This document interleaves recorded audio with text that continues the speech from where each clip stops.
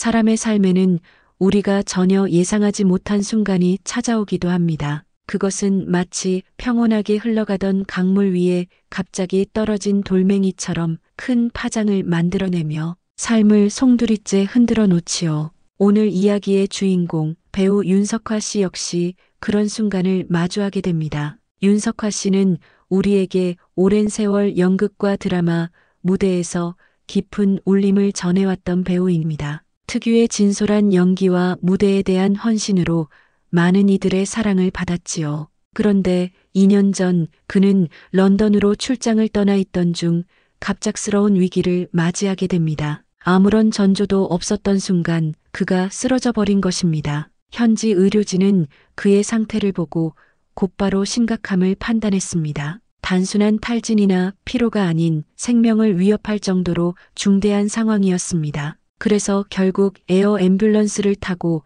급히 한국으로 후송될 수밖에 없었습니다. 가족과 동료들은 큰 충격에 빠졌습니다. 그가 무사히 돌아오기만을 간절히 기도했지요. 한국에 도착하자마자 곧바로 대수술이 진행되었습니다. 무려 20시간이 넘는 긴 사투였습니다. 수술실 앞에서 가족과 팬들은 한순간도 마음을 놓을 수 없었습니다. 시간은 마치 멈춘 듯 흘러갔고 의사들의 손끝에 배우 윤석화 씨의 생명이 매달려 있었습니다. 그리고 마침내 수술은 끝났습니다. 그러나 결과는 누구도 반기고 싶지 않았던 현실을 드러내고 말았지요. 검사 결과는 뇌종양, 그것도 쉽지 않은 상황이었습니다. 그녀는 이후에도 끊임없는 항암 치료를 이어갔습니다. 하지만 점점 약해지는 몸은 냉정하게 삶의 끝자락이 다가오고 있음을 알려주었습니다. 무대 위에서 늘 당당하고 빛나던 배우였지만 병마 앞에서는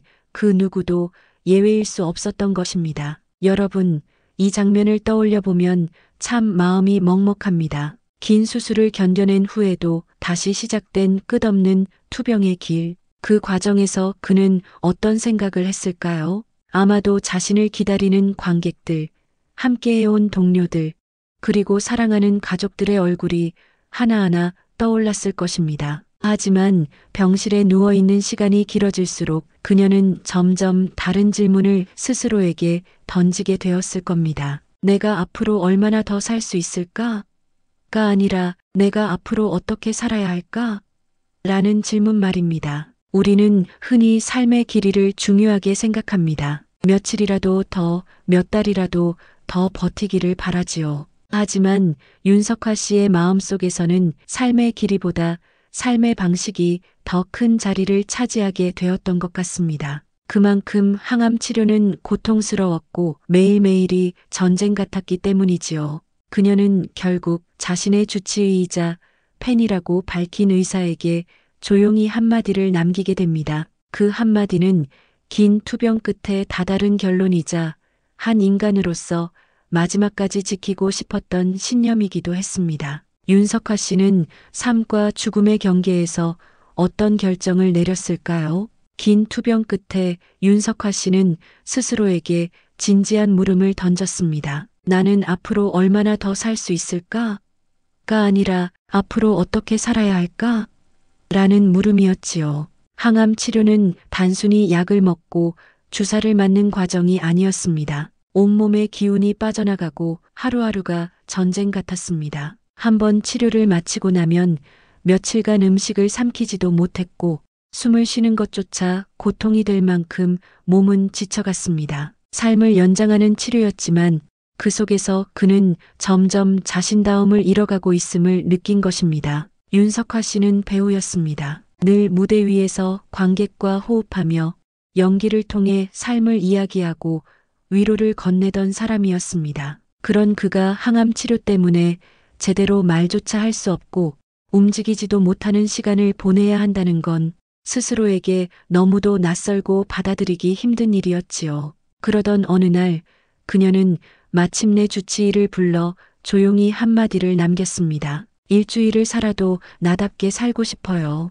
치료는 그만 받겠습니다. 짧은 문장이었지만 그 안에는 깊은 결단과 용기가 담겨 있었습니다. 삶의 길이를 조금이라도 늘리는 것보다 남은 시간을 자신답게 살고 싶다는 간절한 바람이었지요. 그리고 그 순간 그녀는 비로소 자기 삶의 주인이 되었습니다. 주치의 역시 놀랐습니다. 환자의 고통을 줄여주고 삶을 연장하는 것이 의사의 사명이라 믿어온 사람이었기에 치료를 중단해달라는 요청은 쉽지 않은 부탁이었습니다. 하지만 그는 동시에 윤석화 씨의 팬이었고 그녀가 무대 위에서 보여주었던 삶의 태도를 누구보다 잘 이해하고 있었습니다. 그래서 결국 그 의사는 고개를 끄덕이며 치료를 멈추기로 결정했습니다. 여러분, 이 장면을 떠올려 보십시오. 삶과 죽음의 갈림길에서 그녀는 두려움보다는 존엄을 택했습니다. 그리고 그 선택은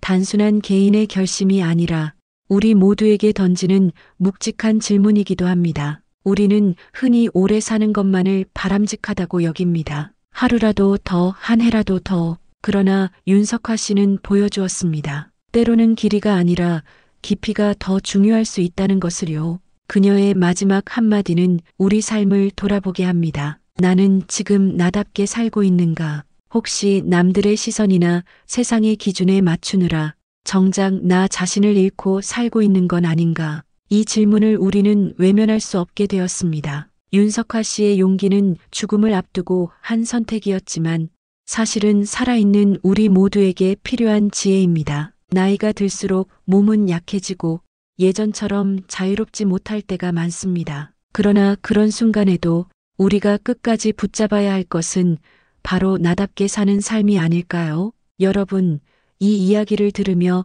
떠오르는 얼굴이 있으실 겁니다. 투병 중인 가족, 지인, 혹은 과거에 힘겨운 병상에서 싸워온 누군가 말입니다. 그들의 고통 속에서 때로는 삶보다 존엄이 더 소중하다는 사실을 우리도 느낀 적이 있었을 것입니다. 윤석화 씨는 결국 우리에게 큰 울림을 남겼습니다. 삶의 마지막 순간까지 스스로의 선택을 존중받을 수 있어야 한다는 것. 그리고 사랑하는 사람에게는 그 선택을 받아들이고 지켜봐주는 용기도 필요하다는 것을 말이지요. 오늘 이야기를 통해 우리는 다시금 깨닫게 됩니다. 살아있는 지금 이 순간 내가 진정으로 원하는 삶은 어떤 것인지, 그리고 남은 시간이 얼마가 되든 내가 나답게 살아갈 수 있도록 매일을 소중히 써야 한다는 사실을 말입니다. 윤석화 씨가 남긴 한마디는 그 자체로 마지막 연극 무대의 대사처럼 들립니다. 짧고 담백하지만 오래도록 마음의 울림을 남기는 대사 말이지요. 여러분, 오늘도 하루를 시작하며 이렇게 다짐해보면 어떨까요? 길게 살든 짧게 살든 나는 나답게 살겠다. 그 다짐이야말로 윤석화 씨가 우리에게 남긴 가장 큰 선물이 아닐까 싶습니다.